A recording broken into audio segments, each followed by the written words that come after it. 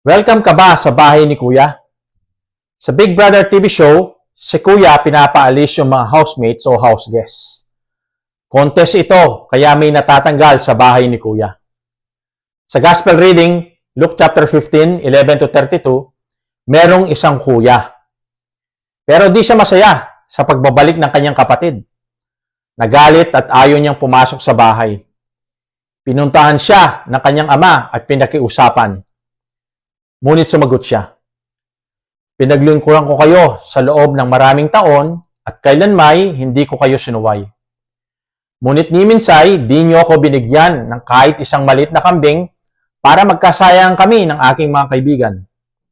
Subalit nang dumating ang anak ninyong ito na lumustay ng inyong kayamanan sa masasamang babae, pinagpatay pa niyo siya ng pinatabang guya."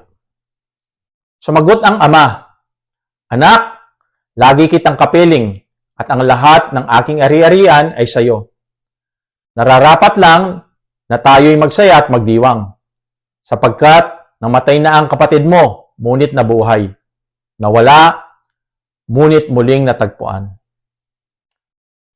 Para bang gustong paalisin ni Kuya sa bahay ang kanyang kapatid na nagbalik.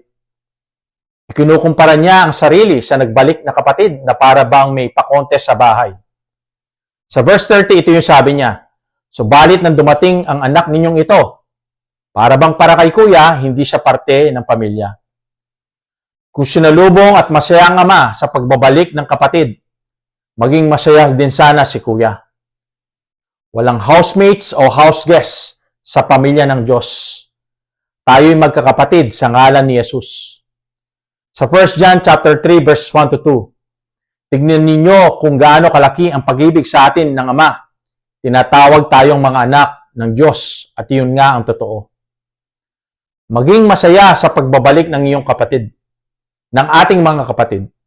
Kung pinatawad o patatawarin ng Ama, magpatawad din tayo. Kung welcome sa Ama, maging welcome din sa atin. Iisang pamilya tayo at huwag magkumpara sa isa't isa. Ang bahay ni Kuya ay bahay ng Ama. Welcome ang lahat sa bahay ng Ama. Ibig sabihin, walang aalis at welcome ang lahat sa bahay ni Kuya. Amen.